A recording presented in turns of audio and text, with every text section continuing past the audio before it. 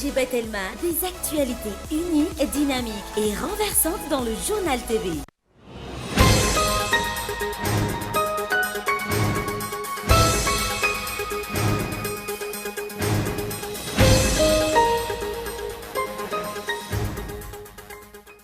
Mitanterahana androany fifidianana filohampirenena frantsay fihodirana voalohany ary tsy diso anjara amin'izany ireo frantsay monina eto Madagasikara. Lama ary tonga maro ny fidy tao amin'ny consulat général de France. Miantso ny fitondram-panjakana amany fahasahiranana iainan'ny vahoaka malagasy manerana nosy amin'izao fotoana izao.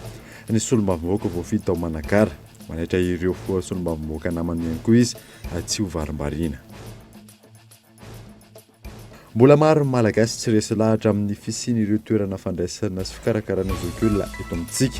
Anton'izany raha ny fanadadiana natao lafin'ny kolontsaina sy ny sarany tsy maintsy alohan'ny fianakaviana. Ny andin'ny revatra.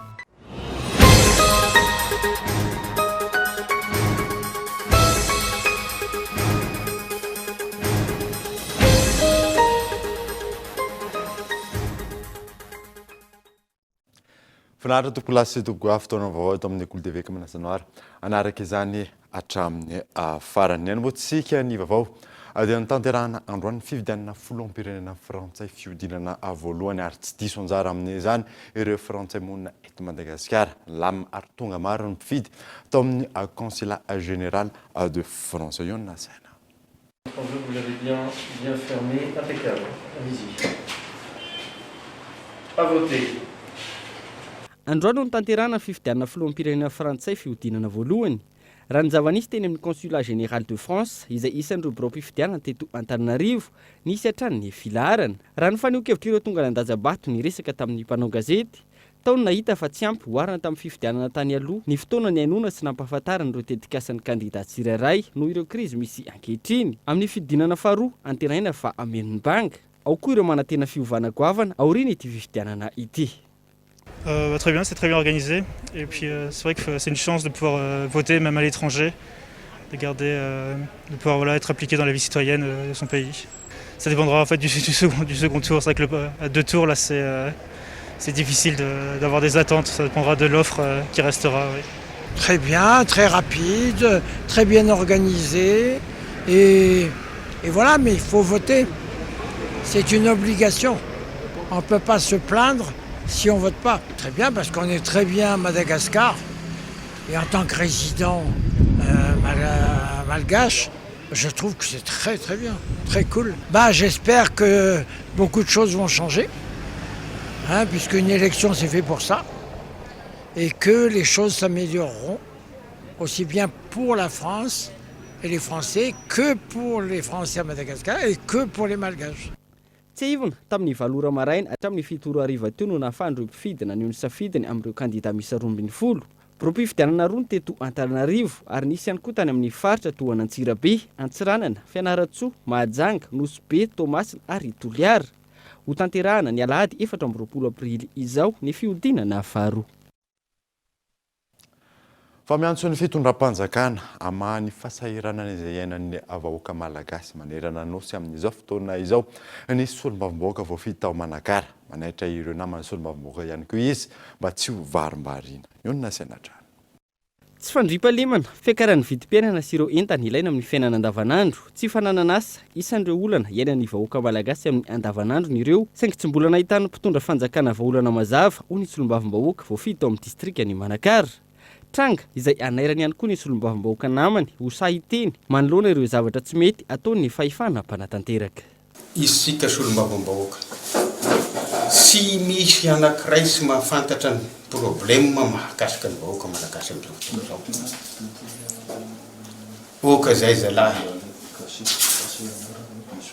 isolelaka sikana fa sy izay ny fidianany vahoaka sikana fa hambaratsika ny marina za aloha dia magnambara ny marina fa mitavozavoza ny fitondram-panjakana ka tokony isika solombavambahoaka rehetrarehetra dia hiaraka hanaitra ny zareo satria ny vahoaka sikana ny izao trapahavoazana ny trapahasairangany fa zareo anika milibaliba na ny zany agnaraka mety mianatra any an-dafy na ny manao sely izy mandeha an-dafy fa ny vahoaka sikana izao keo atsika nefany a mba aoka hazo tampona sonina. Tokony samy hijery ny tombontsom-bahoaka na ny olom-boateny zany olom-boafidy raha ny fanio-keviny hatrany. Ireto farany izay manana andraikitra amin'ny fanatanterahana ny fampanantenana nataony tamin'ny vahoaka ary tsy maintsy hiverina ilan'ny vahoaka na hoe ilana haingana. Tsy ny sandam-bola rehetra izay mivoaka dia lazaina fa hotrosan'ny jirama amin'ireo mpanafatra solika. Hoy ny ministry ny angovony maraina teo tsy maintsy miroso amin'ny fanadihadiana ny jirama ahafantarana ny tena zava-misy ny alarina evison. Tsy ny antotanisany sandam-bola mivoaka eny rehetra eny mahakasika ny trosan'ny fanjakana sy ny jirama, hoy ny ministry ny angovo dia voatery ho marina avokoa fa rehefa vita ny fanadihadiana zay vao tokony ho fantatra ny trosan'ny jirama. Trosa fa tsy azo ekena ny sifra avoaka dia mbola manao audit ny fanjakana dia misy ny trosa dia izahay fanjakana ny tenako indrindrandrindra ny mandrara ny jirama tsy hamoaka vola raha tsy efa mandalo audit avy amin'ny ministera zay izy mirahalahy ito akaiky reto no mitarika anazy. Zany hoe tsy rehefa mitaky vola akory ny pétrolier dia midika zany fa marina ny vola takiny zony zony tena zony zato isan-jato mitaky ny vola taony ary zony jirama ihany koa ny miteny hoe mila an'izao zay mila an'izao zay fa sy voaresaka zany anaty Facebook ihany hoe nisy réquisition nataon'ny fanjakana dia mety afaka miteny angamba DG rehefa avy eo hoe nisy réquisition tokoa nataon'ny fanjakana fa raha ohatra koa hoe réquisitionné zato ny fanjakana dia firy tamin'ireo ny tena tonga tany amin'ny tompam-pamokarany jirama mety misy 10 mety misy 80 dia aiza zany le efapolo zay nahay nanao planification ve jirama sa tsy nahay nanao planification. Miteraka olana eo amin'ny jirama sy ny mpanafatra solika ny fangatahan'ny fanjakana malagasy solika ka tsy voalohan'ny jirama ny solika angatahan'ny fanjakana ka mampitangana ny trosan'ny jirama. Ny pétrolier koa mangataka hoe raha azo atao dia andao tsy manao réquisition intsony dia indramiko ny tenin'ny prime ministre tamin'izay niona tamin'ny herinandro lasa hoe tsy ilaina koa range fanjakana manao réquisition raha ohatra ka mahay mifanaraka nareo jirama sy nareo fournisseur fa matoa nareo tsy mahay mifanaraka zany dia tsy maintsy miréquisitionné ny fanjakana. Iny ny antony anaovana fanjakana réquisition satria tsy eken'ny fanjakana hoe tsy mahay mifanaraka amin'ny fournisseur sy ny jirama dia ny vahoaka ny tsy misitraka herinaratra sotra be le izy dia fa maninona ny tsy mifanaraka le pétrolier sy le jirama dia tonga mety teo zay mety ho victime amin'ny pétrolier satria tenenina amin'ny pétrolier manaova livraison ana carburant dia manao livraison ana carburant izy fa arak'izay tenen'ny DGZ hoe ay le centrale akaitsy mbola ampanina. Efa miroso amin'ny fanadihadiana ireo tompon'andraikitra eo anivon'ny jirama amin'ny resaka trosa ny mpanafatra solika eto Madagasikara vokatry ny fangatahan'ny fanjakana.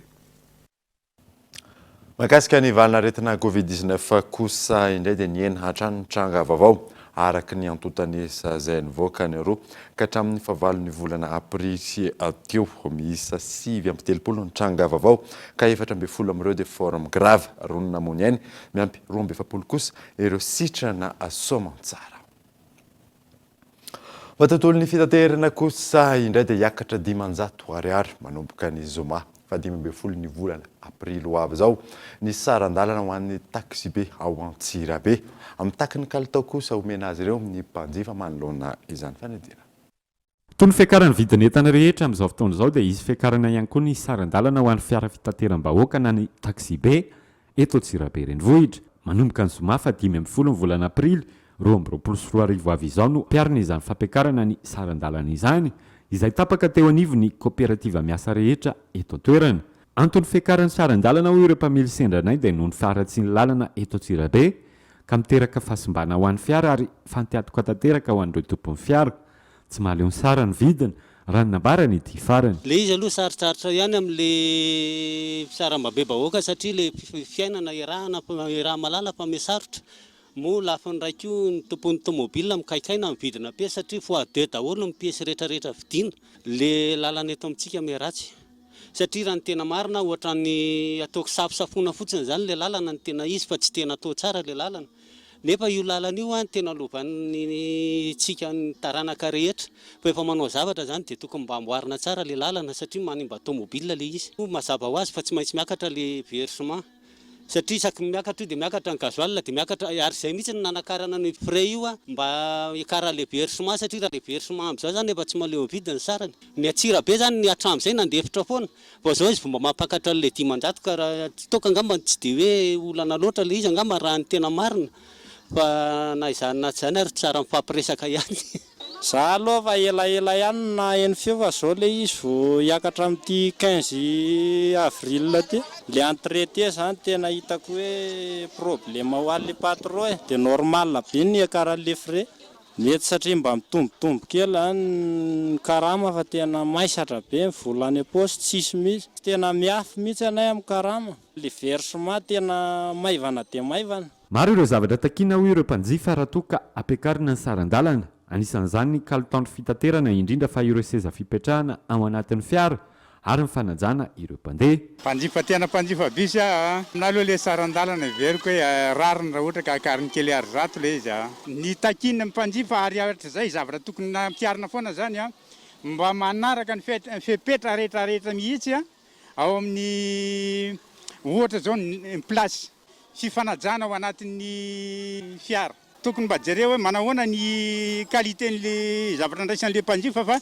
ny seza eo fa betsaka be zavatra tsy mandeha amin'ny seza migrobaka be ny asainao ampiatran'olona betsaka be zavatra tokony ariana amin'ny qualité fa raha toa ifandraisan'le receveur fandraisan'ny chauffeur izay hitako mety zay ka efa miezaka zareo amin'izay zavatra zay. Zay tokony isy fanatsarana rehefa akarina le frais aloha raha mitsangana dia tsy mandeha bisy zany savy dia mivoaka zao zao miandro bisy ado firy zay dia misakodina fotsiny eto ny misakodina eto izy fa tsy tonga any amin'le ariany amin'le misy anay komba tokony zany mba izy fanatsarana tokony mba hiteny zany le any amin'ny coopérative endriketany tokony mba hiteny hoe nareo zany rehefa na dia rehefa hoe any amin'ny ariany mijanona dia tokony any mijanona tsy manaja ohatra zao ny entana zao dia sotry tonina tsy ajainy mahita letana izy dia tsy rara iny nefa ny entana no alainao famerim-bola aloha dia efa tsy hitantsony ny arizato fa dia any dia efa tsy mentsony ny arizato. Araka izany dia zoma fa 10 ny volana aprily 2024 avy izao no hiakatra 500 ariary ny sarandalana ho an'ny fiara fitateram-bahoaka eto amin'ny renivohitra Vakinakaratra. Afaka manatsara ny toe-karena eto Madagasikara kosa ny vokatra chocolat sy lavanila nandritra ny etsika salon du chocolat et de la gourmandise no nahitana sy nanoentanana ireo mpitsidika anjifa ny vokatra malagasy ny alarany avy. Vitsy ny malagasy manjifa sy tena mihinana ny chocolat sy ny vanille. Ny olona any ivelany no isan'ny mihinana betsaka ny vokatra izay sy atafiditra ao anatin'ny vokatra fanondran'ny firenena. Ny fanjifan'ny malagasy ny vokatra fanondrana ihany no mampiakatra ny famokarana vokatra sy ny fampiroboroboana ny sehatry ny chocolat sy ireo vokatra fanondrana maro. Nandritra ny etsika salon du chocolat et de la gourmandise izay natao no nanentanana ny malagasy anjifa sy hihinana ny chocolat. Tiako marihina eto fa ny malagasy dia raha malany raha totalina ny population ny ponina eto Madagasikara hoe 1000 grammes isa-taona no hohanina dia ataoko hoe angamba raha malany 100 grammes par personne par habitant dia be da be. Nefa ny olona ivelany ohatra ny hoe any pays occidentaux malany hatramin'ny 3-4 kilos par an par habitant nefa tsika mpamokatra dia zay tiako ezana hoe tsika ezana hoe tokony mba hiezaka mihinana marina hoe amin'izao fotoana zao indrindrindrindra fa itsika eto Antananarivo dia efa mahafantatra sy mihinana tsara manjifa tsara mampiasa an'le chocolat fa ny ankizy any ivelany moa zany hoe ny any amin'ny province mbola vitsivitsy any zareo no mihinana zany chocolat zany. Raha isanjato ny famokarana maneran-tany no vokatra malagasy amin'ny lafiny chocolat. Nefa firenena maro no mitady ny chocolat vita malagasy antony tsara ny kalitaony. Nefa ny chocolat malagasy dia anisan'ny tsara indrindra sy tedavo ny firenena maro eran-tany ny mpanao ny chocolatier rehetrarehetra eran-tany dia mahafantatra ny tsirony zany hoe chocolat malagasy zany ary anisan'ny tsara indrindra ka zay nahatonga ny nanao liza sady ampafantatra koa atsika malagasy fa tsara ny chocolat malagasy ary manasa atsika malagasy ihinana ny vokatra malagasy tsy ny olona ny velany ihany no afaka ihinana sy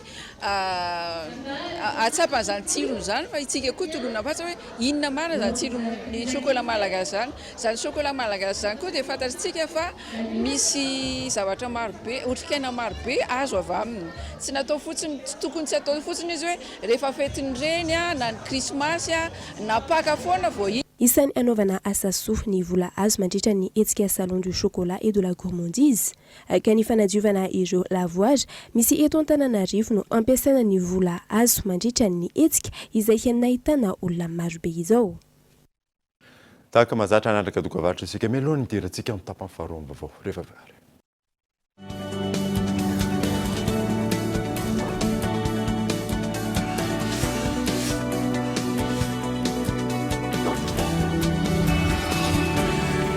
Vivez tous les moments forts du Road to Basketball Africa League. Tous les matchs du Basketball Africa League en exclusivité sur Cool TV FM et Telma TV. Et tous les programmes sur la page Telma Madagascar. Dribble, shoot, dunk, du Basketball Africa League exclusivement sur Cool TV FM et Telma TV.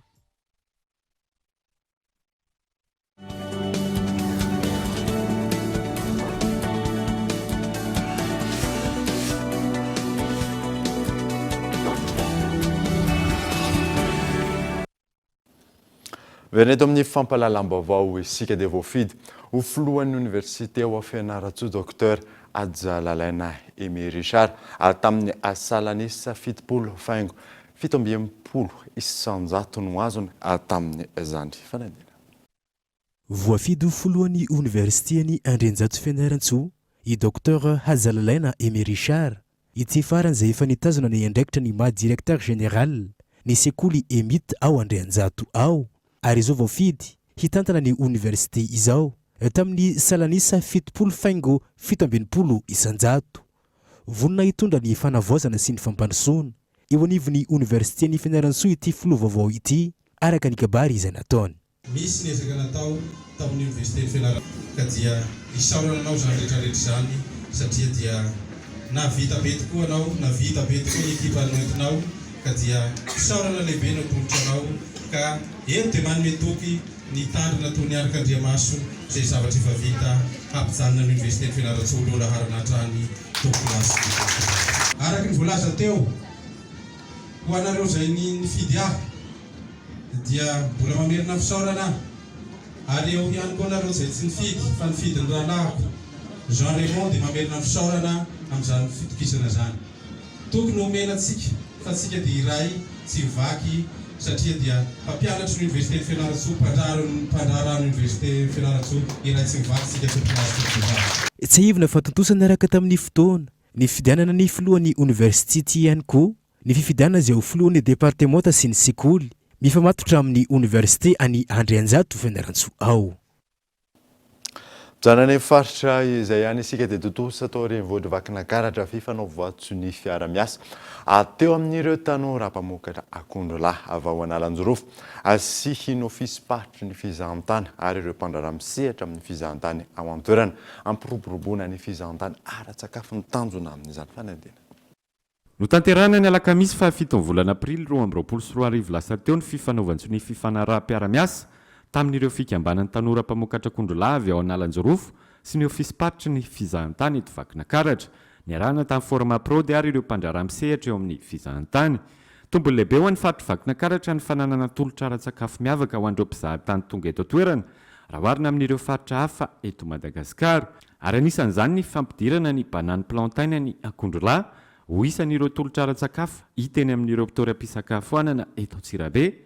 Efa nisy ihany koa ny fampiofanana nomena ireo mpisehatra eo amin'ny fandrahoana sakafo hoy ny tompona andraikitra. Ny faritra vakina karatra araka ny voalaza ao anatin'ny slogan dia ny fizahantany ho an'ny rehetra dia manosika izay rehetra ahafahan'ny faritra misongadina sy miavaka ka tsy tia banane plantain ty ihany fa tafiditra ao anatin'izany koa ny fampiofanana manokana izay omenay ny mpandrara amin'ny resaka lakozia mba tonga ny sakafo izay aroso ho antsika mpanjifa mba tena hiavaka ary atonga ny destination vakina karatra hiavaka amin'ny resaka fandrahoana sakafo sy ny fanjifana ny sakafo ho an'ny mpizahatany. Ny forma prod no nanome tolo-tanana sy fiofanana ho an'ireo tanora mpamokatra akondrola avy ao analanjarofo ary nitady lalam-baritra ho azy ireo ka tonga amin'izao fifanaova-tsony mpiara-miasa izao. Dia tena anjara asa ny fandaranasa forma prod zany ao anatin'izay dia nampifandray amin'ireo tanora mpamokatra amin'ireo izay kirakira ny fampiasana ireo vokatra ireo zany. Ny fandaranasa forma prod angambany Ambatsanifina kely dia fandaranasa anankiray eo ambany fiahin'ny ministera eo fabrika sy ny fitiana fa natao indrindra ampifanana amin'ireo tanora ny amin'ny tontolo ambanivohitra mba ahafahan'izy ireo manana ny fahaiza-manao mamokatra araka ny tokony izy ka ahitantsika hoe fampitomboana ny vokatra zany indrindrindrindra fa ankoatran'izay ary tena zay ny tena zava-dehibe aminay dia hoe rehefa avy mamokatra ireo dia ho lasa asa maventy famokara ka amin'ny alalany fahitana lalam-barotra natao totoatsirabe zany atondavanazy. Arak'izany dia totosany alakamisy fa 7 volana aprily 2024 lasa teo teto Antsirabe ny fifanaova-tsony mpiara-miasa teo amin'ny ofisy paritra ny fizahantany sy ny fikambanana ireo tanora mpamokatra akondrola avy ao amin'ny faritra Analanjorofo. Isan'ny vaovao misongadina ihany koa dia mbola maro ny malagasy tsy resy lahatra amin'ny fisiany ireo toerana fandraisana sy fikarakarana zokiolona eto amintsika. Anton'izany moraly fanadina lafin'ny kolontsaina fa ihany koa ny sarany tsy maintsy alohan'ny fianakaviana nga atao andratsilavo. Ireo zokiolona, ireo marary voan'ny diabeta sy ny AVC amin'ny ankapobeny no apetraka amin'ireo toerana fandraisana azy ireny.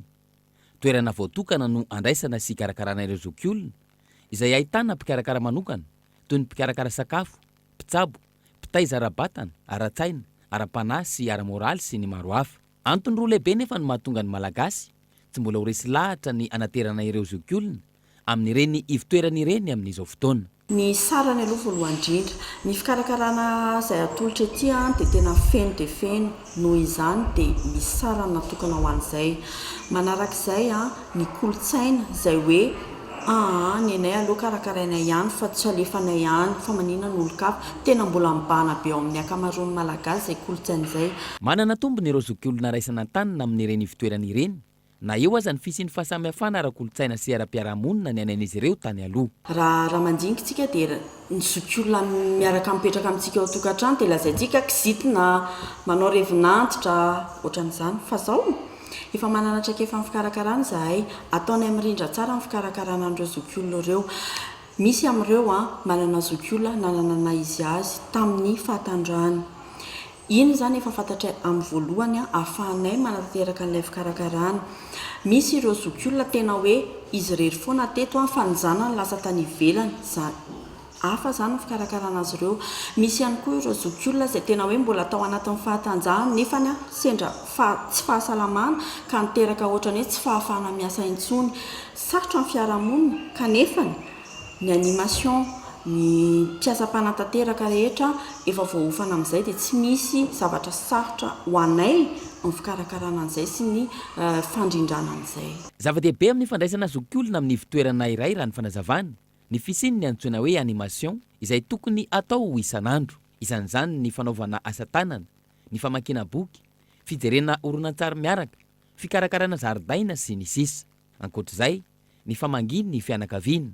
Tsy tokony ho tapaka ny lien social na ilay fifandraisana ara-piarahamonina misy ao amin'izy ireo sy ny fianakaviana na ireo mpiarahamonina aminy teo aloha. Ho an'ity ivitoerana ity manokana, nanomboka ny taona 2024 izy ireo no nikarakara zokiolona tany an-tokantrano.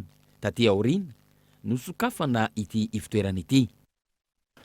Lafim-baovao hafa kosa indray dia nahitana fianana ny tranga alatro mivokatry ny fanatanterahana ny tanamaro ny fandriam-pahalemana Union-nivon'ny CRGN Antananarivo. Raha nanao jery sotika ny 3 volana voalohany taona 2024 izy ireo ka atao andratsilavo.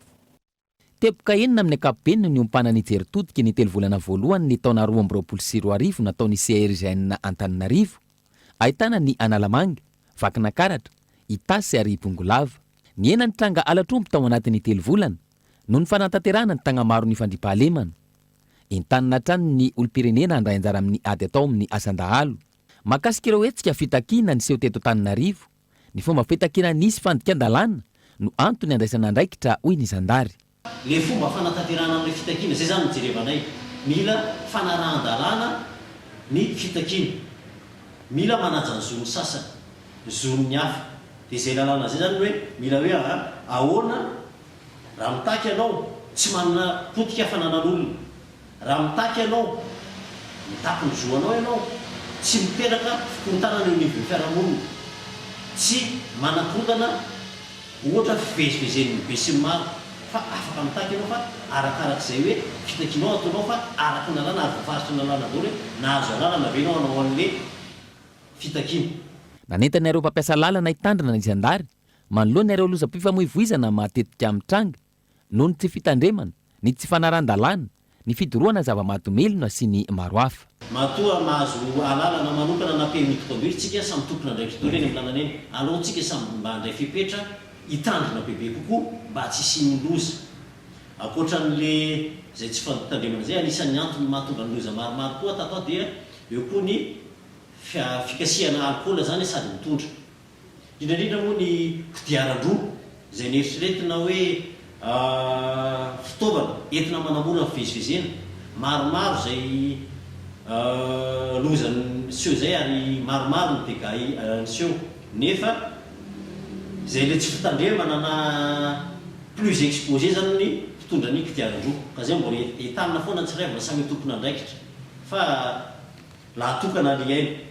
ankoatr'izay nahitam-bokatra ihany koa ny ady atao amin'ny fanondranana ny tsokosokony harem-pirenena ka hanetanana hatrany ireo tsara sitrapo ilaza vaovao amin'ny mpitandro filaminana akaiky azy hoy hatraniny eo anivon'ny zandary.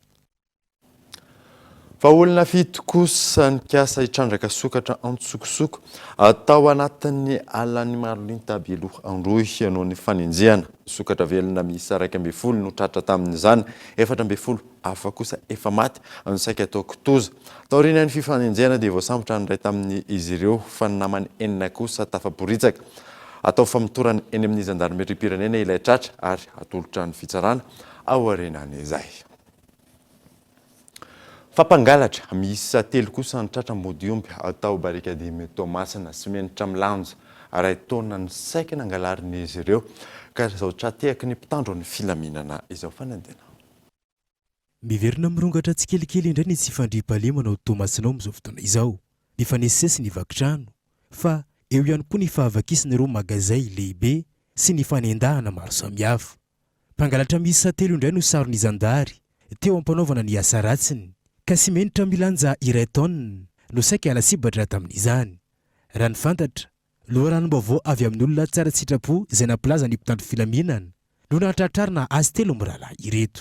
Na ino an'izay antso zay moa zany tonga dia tonga avy hatrany ny zandarmeria ka tratra tao zany izy 3 lahy reto izay namoaka ny ciment sy ny ciment 7 saky no efa tafavoakan'izy ireo ka efa misy moa zany ny système fampiasan'izareo ireo manao kopiana fausse clé dia manana koa zareo plomb satria zany ny société ao efa mampiasa selena zany isaky ny arivany entrepôt dia manao passation zany ny zay olona miditra ao amin'ny maraina ka efa nananjareo zany ireo raha fa mavoaka ny entany zareo dia averinjareo amin'ny selena ndray zany ny varavarany entrepôt satria zareo manana ny la clé ka zay ato amin'ny gendarmerie indrindrandrindra ny compagnie terre Tomasina moa zany raha amin'ny fandriam-pahalemana amin'ny ankapobeny dia fa misy ny pekady izay efa herinandro mahery zay nampiaranay zay pekady zay efa maromaro ny voasambotra misy ara ny voatifitra maty fa maromaro ihany koa no efa migadra. Ireny piasa sivily manao sécurité ireny no atodony kotroka izao alatra sy menitra izao raha ny fanazavana. Ireto olona reto zany piasana société de gardiennage na sécurité civile hozy atsika ka io zany manahirana satria reny société de gardiennage reny raha vao manao recrutement tsisy ny atao hoe enquête de moralité fa zay olona tsy mananasy ihany ka ty iasa aminjareo zany dia raisinjareo nefa maro zany ny olona tsy manjary maro mpangalatra maro ny olona fa zatra mangalatra amin'izy ireny ka eto zany dia mampitandrina ny tsirairay indrindrandrindra moa zany ny zareo amin'ny société de gardiennage zany dia tokony mba hijery zay olona zay ampiasain'jareo fa manahirana izy tia efa maro zay tratra zay. Raha ny fantatra tsy mifidy fotoana ny anaovan'ireo olon-dratsy ny asa ratsiny ao Tomasina amin'izao fotoana izao. Nanentana ny rehetra ihany koa ny teo anivon'ny mpitandro filaminana mba hanome loharanom-baovao raha misy tranga mampiahiahy. Eo amin'ny maresaka iraisam-pirenena kosa indray dia fantatra atao anatin'ny ora ho avy ireo kandida hiatrika ny fiodinana faharoa any Frantsa. Androany moa natanterana ny fifidianana filoham-pirenena tany amin'ny toerana fanadina. Amin'ireo kandida 12 iza no hiatrika ny fiodinana faharoa amin'ny 4 aprily zao. Izay no fidin'ireo Frantsay mahery ny 27 tapitrisa izay naneho ny safidy ny androany amin'ny fifidianana filoham-pirenena fiodinana voalohany. Tamin'ny 12 ora atoandro teo 5-20 isanjato ny tapavitrian'ny mpifidy izay nahitana fienana hoarina tamin'ny taona 7 araky ny tatitra farany navoaka ny ministera ny atitany Frantsay. Samy efa naneho ny adidiny avokoa ireo kandida sy filoha teo aloha amin'ny maha-olom-pirenena azy ireo.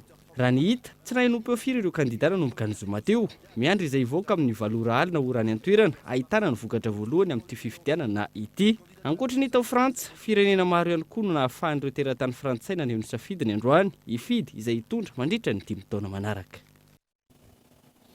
Ampahafantarina aminao moa fa misy fiovana kely ny fandaharam-potoana amin'ny resaka vaovao eto amin'ny Cool TV manomboka androany ka hatramin'ny 7 ny volana aprily ho avy zao moa dia amin'ny 7 ny vaovao amin'ny teny frantsay amin'ny 9 ora latsaka fahefany kosa toy ny tamin'ity androany ity ny vaovao amin'ny teny malagasy fahoriana ny vaovao amin'ny 9 sasany moa dia anaraka ny Ligue africaine de basketball ianao izay arahanao amin'ny marjona. Dia zay mamarana ny vaovao tamin'ity androany teny kasitranao nanaraka izany soafa tsara daholo tompoko.